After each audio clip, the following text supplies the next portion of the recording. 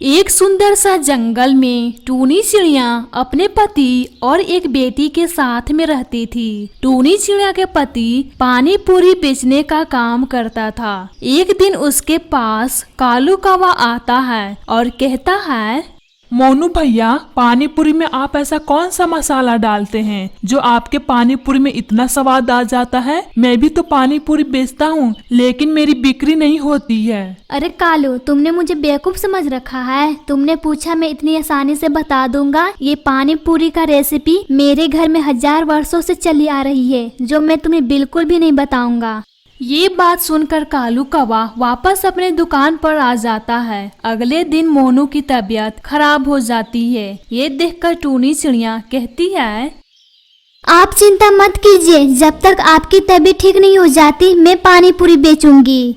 इतना कहकर टूनी चिड़िया पानी पूरी की दुकान पर चली जाती है। इधर कालू कौवा देखता है टूनी चिड़िया दुकान पर आई है। वो तुरंत उसके पास पहुंचता है।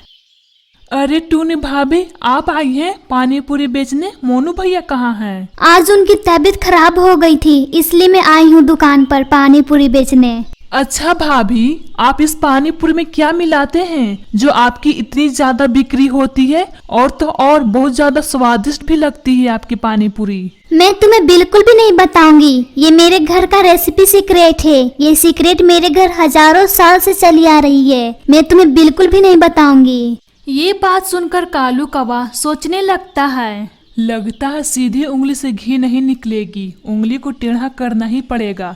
जब तक मैं इसे धमकाऊंगा नहीं, ये सीधे तरीके से बताएगी नहीं मुझे। अरे कालू, खड़े खड़े क्या सोचने लगा तू? अब जा यहाँ से। यहाँ से मैं जाने के लिए नहीं आया हूँ। सीधे तरीके से पानी पूरी का रेसिपी बता दे, वरना मैं क्या करूँगा तू सोच भी नहीं सकती है। तू मुझे धमका रहा है? मैं तेरी धमकी से नहीं डरती हूँ। लाख कोशिश कर ले, मैं तुझे नहीं बताऊंगी। जा यहाँ से, वरना मैं तेरा हाल क्या करूँगी तू भी नहीं सोच सकता है। अब तू देख मैं तेरे साथ क्या क्या करता हूँ। अभी मैं तो जा रहा हूँ, तब तुझे समझ में आएगा। इतना कहकर कालू कौवा टूनी चिड़िया की बेटी के पास जाता है। वो देखता है उसकी बेटी अपने माँ के इंतजार में बाहर खड़ी है। वो तुरंत उसके पास आता है और कहता है, अरे नैना, जल्दी चल मेरे साथ, तुम्हारी माँ का एक्सीडेंट हो गया है। क्या? जल्दी चलिए तब। कालू कौवा नैना को साथ में लेकर एक महल में ले जाता है जो बहुत पुरानी थी। कालू अंकल, आप मुझे कहाँ लेकर आ गए हैं? ये तो लगता है भूतिया महल है। अरे चुप कर, मैं तुम्हारा अंकल नहीं हूँ, मैं एक विलन हूँ जो तुम्हारी माँ की वजह से मुझे बनना पड़ा।